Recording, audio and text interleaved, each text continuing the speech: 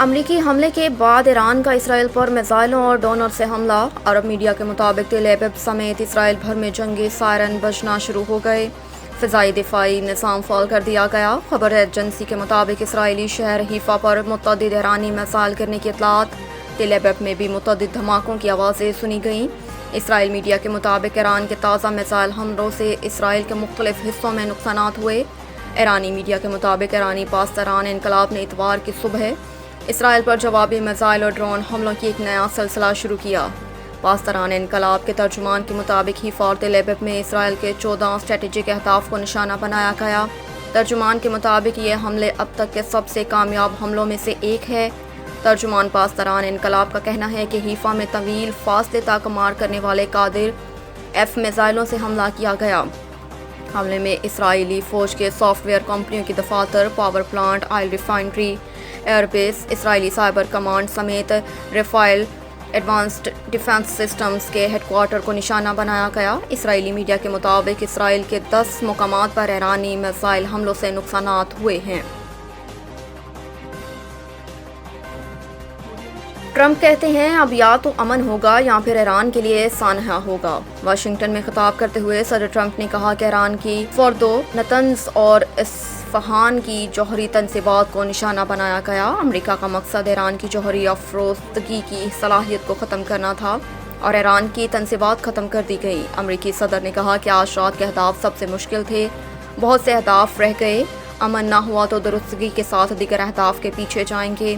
صدر ٹرمپ نے کہا کہ ایران کو اب امن قائم کرنا چاہیے۔ امن قائم نہ کرنے کی صورت میں مستقبل کے حملے بہت زیادہ شدید ہوں گے اور اب یا تو امن ہوگا یا پھر ایران کے لیے سانحہ ہوگا۔ امریکی صدر کا کہنا تھا کہ دہشت گردی کی دنیا کی نمبر 1 ریاست کی طرف سے لاحق جوہری خطرے کو روکنا تھا۔ آج دنیا کو بتا سکتا ہوں کہ فضائی حملے شاندار فوجی کامیابی ہے۔ ایران کو اب امن قائم کرنا چاہیے۔ وہ ایسا نہیں کرتے تو مستقبل کے حملے کہیں زیادہ سخت اور بہت آسان ہوں گے۔ ان کا کہنا تھا کہ اسرائیلی وزیر اعظم کا شکریہ ادا کرتا ہوں، انہیں مبارکباد دیتا ہوں، ہم نے ٹیم کے طور پر کام کیا اور اسرائیل کو لاحق خطرے کو ختم کیا۔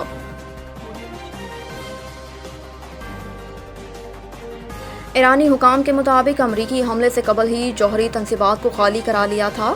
تہران میں ایرانی حکام کا کہنا ہے کہ امریکی حملے سے قبل ہی جوہری تنصیبات کو خالی کروا لیا گیا تھا۔ ایرانی جوہری تنصیبات پر ہونے والے حملے کے بعد ایک ایرانی عہدیدار نے اپنے بیان میں کہا کہ دشمن کے فضائی حملوں میں فردو جوہری سائٹ کو نشانہ بنایا گیا اور اصفہان اور نتنز جوہری سائٹس کے قریب بھی حملے کیے گئے۔ ایرانی عہدیدار نے کہا کہ امریکی حملے سے پہلے جوہری تنصیبات کو خالی کرایا گیا تھا اور نشانہ بنائے گئے سائٹس میں کوئی مواد نہیں تھا جو اخراج کا باعث بنے۔ واضح رہے کہ امریکی صدر ٹرمپ نے اب سے کچھ دیر قبل اعلان کیا تھا کہ امریکہ نے ایران کی ایٹمی تنصیبات پر حملہ کیا ہے۔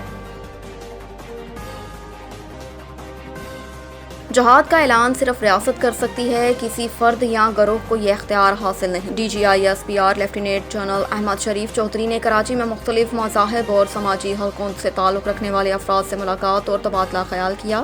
آئی ایس پی آر کی جاری کردہ اعلامیے کے مطابق مختلف مذاہب اور سماجی حلقوں نے D G I S P R کا والہانہ خیر مقدم کیا، ان سے بھرپور اظہار یکجہتی کیا۔ اس موقع پر گفتگو کرتے ہوئے ترجمان پاک فوج نے کہا کہ پاکستان میں تمام مذاہب کے ماننے والے برابر کے شہری ہیں۔ تمام مذاہب کو آئینی طور پر مکمل حقوق حاصل ہیں کیونکہ قومی اتحاد برابری اور ہم آہنگی سے ہی قائم رہتا ہے۔ لیفٹیننٹ جنرل احمد شریف چودھری نے کہا کہ بھارت پاکستان میں دہشت گردی کی پشت پناہی کر رہا ہے۔ پاک فوج جدید جنگی حکمت عملی کے ساتھ دشمن کو جواب دے رہی ہے۔ D G I S P R کا مزید کہنا تھا کہ نسلی یا لسانی نفرت جہالت ہے۔ تمام پاکستانی برابر متحد رہیں گے تو کوئی طاقت ہمیں شکست نہیں دے سکتی۔ جہاد کا اعلان صرف ریاست کر سکتی ہے، کسی فرد یا گروہ کو یہ اختیار حاصل نہیں۔